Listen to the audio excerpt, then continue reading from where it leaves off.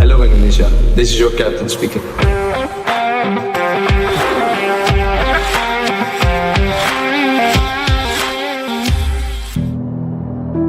Hari yang telah direncanakan sejak lama tinggal hitungan jari. Tak lebih dari seminggu, apa yang dijadwalkan, yang sudah disusun oleh mereka yang berkepentingan, sudah ada di depan mata kita. Hari ini dan ratusan hari yang lalu kita menatapnya dengan pandangan berbeda. Mungkin dulu kita menatap Tiongkok di Gelora Bung Karno tak lebih dari sekadar seremoni, tak lebih dari sekadar menggugurkan tugas agar kualifikasi Piala Dunia selesai begitu saja. Mungkin. Sebab di awal kita sudah bersua lawan di atas rata-rata. Arab Saudi, Australia, hingga Jepang. Sekilas tak ada harapan.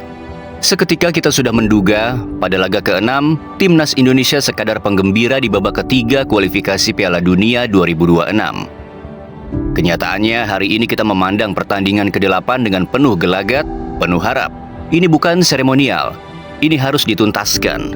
Ini penentu jalan, gerbang utama menuju Piala Dunia. Kita perlu satu kemenangan lagi. Memang itu tidak menjamin tempat di Amerika tahun depan.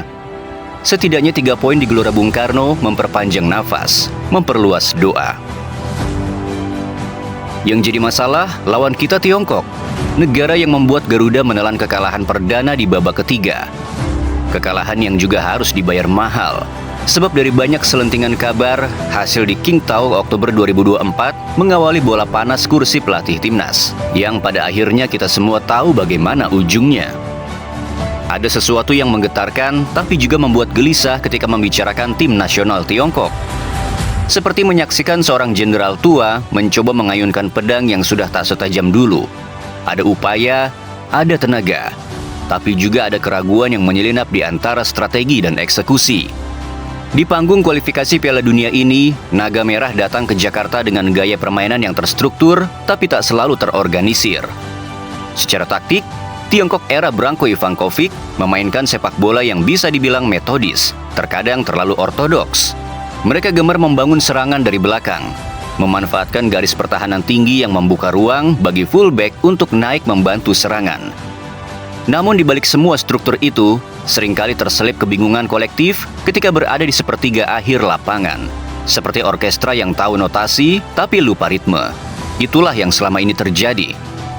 3 lama pertama berujung kekalahan, bahkan hancur lebur di hadapan Jepang yang sakti itu. Tidak tanggung-tanggung pula, skor 7-0 menandakan bahwa Tiongkok hanya tahu notasi, tapi tak mengerti ritme. Lalu kalah lagi dari Australia dan Jepang.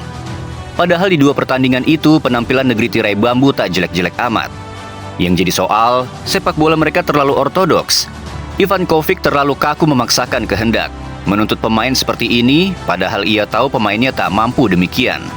Tanpa Wule, ikon ofensif mereka yang absen karena cedera, juga Behram Abduweli yang membobol Jala Marten Pas di laga pertama, Tiongkok kehilangan titik api utama dalam sistem 4-2-3-1.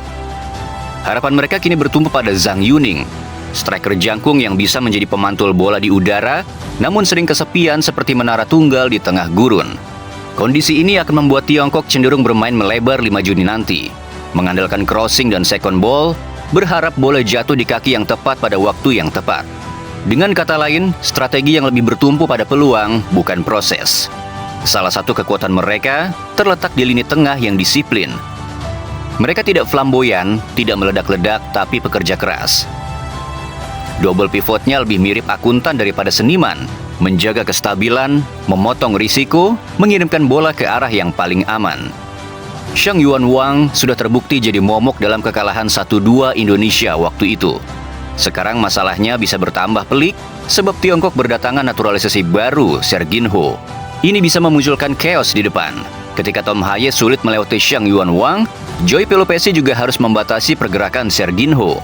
Disinilah pertandingan di GBK nanti akan menjadi tarik ulur antara kreativitas Garuda yang mulai berkembang melawan kekakuan Tiongkok yang justru sedikit merenggang. Secara bertahan, Tiongkok memainkan garis cukup tinggi, namun tidak terlalu agresif dalam pressing. Ini menciptakan celah bagi pemain-pemain cepat Indonesia untuk memanfaatkan ruang di belakang.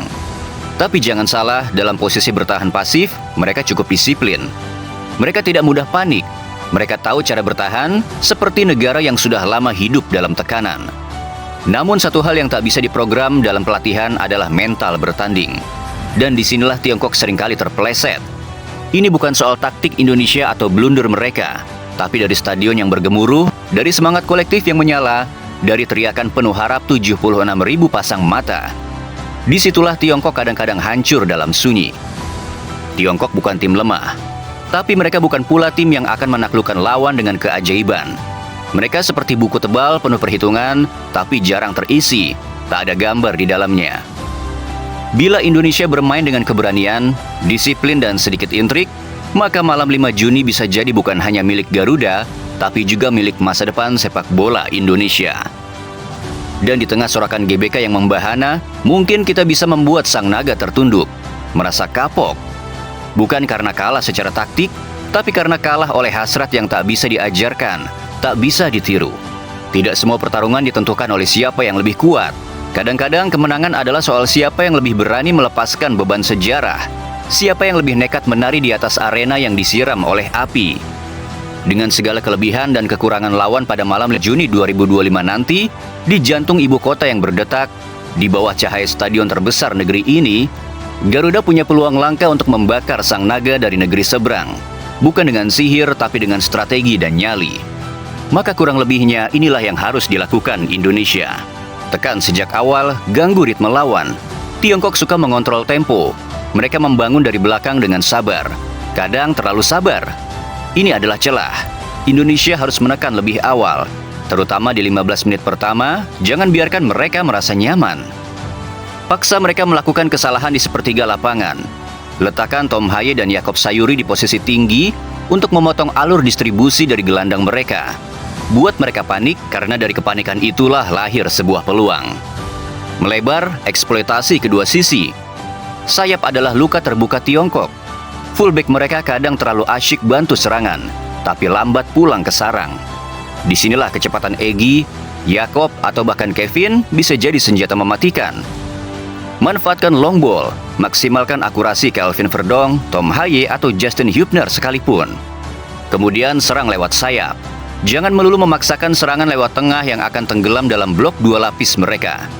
Karena ini bukan saatnya jadi puitis, sekarang kita harus makin praktis. Bertahan dengan kepala dingin dan disiplin. Zhang Yuning bukan striker sembarangan. Kita sudah merasakan seberapa bahaya dia lewat 1 golnya di pertemuan pertama.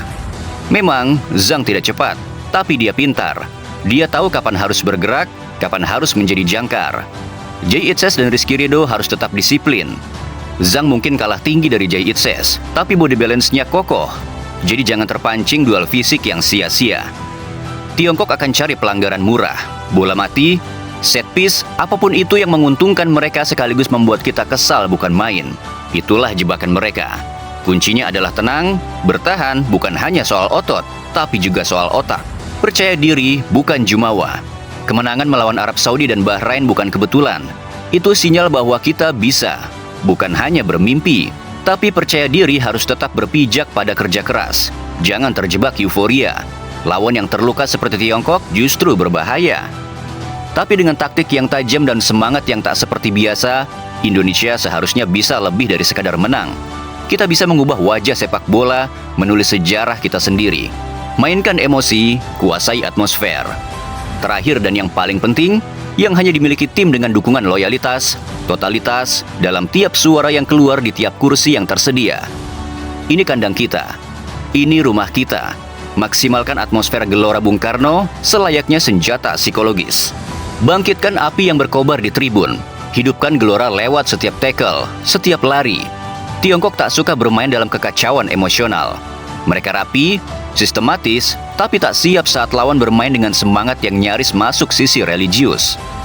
Jangan beri mereka ruang untuk berpikir. Buat mereka bermain dalam irama kita, dengan tekanan supporter kita, dengan emosi yang kita mainkan di tribun sepanjang bola bergulir. Sejarah membuktikan kita kalah kelas dari Tiongkok. Mereka sudah pernah masuk Piala Dunia. Kita belum. Head to head juga berpihak pada mereka. Dari total 14 pertemuan, Indonesia hanya kebagian 2 kemenangan. Satu yang sedikit melegakan, dari 10 kekalahan yang diderita, justru pemain Indonesia yang mencatatkan top scorer sepanjang sejarah pertemuan negara. Namanya Ramang, legenda Garuda milik PSM Makassar. Adapun terakhir kali kita menang sudah sangat lama, 59 tahun sudah usianya. Bukan berarti ini pertanda buruk, justru bisa jadi ini adalah indikasi baik bahwa sepak bola senantiasa menciptakan sejarah dan timnas kita hari ini akrab dengan sejarah baru. Maka malam 5 Juni nanti bukan cuma tentang 3 poin. Ini tentang identitas, tentang siapa kita di antara bangsa-bangsa lain. Ini adalah panggung untuk bersuara lantang bahwa Garuda bukan lagi penonton dalam sejarah Asia. Kita ingin jadi pemain utama, dan seperti semua lakon besar, kita hanya butuh satu hal: percaya bahwa mimpi kita sah untuk diperjuangkan. Dan bila peluit akhir berbunyi di GBK dan langit Jakarta menyala oleh sorak dan harapan, maka mungkin kita telah menyulut nyala baru dalam jiwa sepak bola Indonesia. Dalam sepak bola, seperti dalam kehidupan, masa lalu tidak menentukan masa depan. Garuda telah belajar dari kekalahan, tumbuh dari keterpurukan, dan kini siap untuk terbang lebih tinggi. Sejalan dengan perjuangan pemain di rumput hijau, mari kita dukung mereka dengan segenap kemampuan.